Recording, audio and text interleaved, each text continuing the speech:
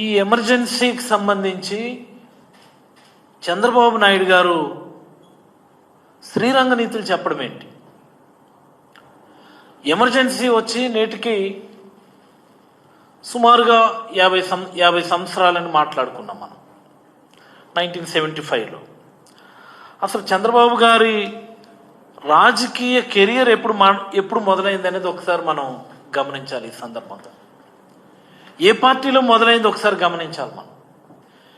మీరు 1975లోనే Indian youth కాంగ్రెస్లో మీరు జాయిన్ అయ్యారు. మీరు ఏ సంవత్సరం అయితే ఎమర్జెన్సీ ఇంపోజ్ చేశారో అదే సంవత్సరం మీరు అధికారికంగా ఇండియన్ నేషనల్ కాంగ్రెస్లో జాయిన్ అయ్యారు. మీరు ఎమర్జెన్సీ ఇంపోజ్ చేయించినటువంటి సంజయ్ గాంధీకి ప్రధానమైనటువంటి సపోర్టర్గా మీరు ఆ రోజు ఉన్నారు. మీరు ఈ దేశంలో ఎమర్జెన్సీ ఇంపోజ్ చేయటానికి కారణమైనటువంటి వ్యక్తులకు ముఖ్య అనుచరుడుగా ఉండి ఈ రాష్ట్రంలో క్రియాశీలక రాజకీయాల్లో మీరుండి ఈ దేశంలో ఎమర్జెన్సీ విధించటానికి కారణమైనటువంటి పార్టీలోనే మీరుండి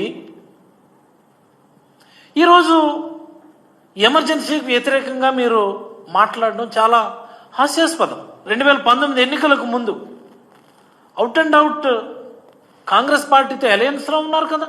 తెలంగాణ ఎన్నికల్లో కలిసే వెళ్ళారు కదా. ఏమ రైట్ ఆర్ నాట్? రాహుల్ గాంధీని తీసుకొచ్చి హైదరాబాద్లో పెద్ద మీటింగ్ కూడా పెట్టించారు కదా. కాంగ్రెస్తో తెరచాటు రాజకీయం, కాంగ్రెస్తో రాజకీయ వ్యభిచారం చేసినటువంటి మీరు ఈరోజు కాంగ్రెస్ పార్టీని విమర్శిస్తూ ఎమర్జెన్సీ ఇంపోజ్ చేయడానికి ముందు కాంగ్రెస్లో జాయిన్ అయ్యి కాంగ్రెస్ సపోర్టర్గా ఉండి అదే కాంగ్రెస్ పార్టీలో మీరు సినిమాటోగ్రఫీ మంత్రిగా ఉండి ఎన్టీ రామారావు గారితో పరిచయం చేసుకొని తదనంతరం ఎన్టీ రామారావు గారి కుమార్తెని మీరు వివాహం ఆడడం ఈ రాష్ట్ర ప్రజలు ఎవరు కూడా మర్చిపోరు. అసలు అప్పటి ఎమర్జెన్సీ కాలం ఎలా ఉందో మాలాంటి జనరేషన్కి తెలియకపోవచ్చు. బట్ ఈరోజు చాలా స్పష్టంగా ఎమర్జెన్సీ అనేది ఎలా ఉండేది, దేశం మొత్తం మీద ఎమర్జెన్సీ ఎలా ఉండేది అనేది ఈరోజు చాలా స్పష్టంగా ఆంధ్రప్రదేశ్ రాష్ట్రంలో కనిపిస్తూ ఉంది. అప్పటికిప్పటికీ తేడాంతో ఒకటే.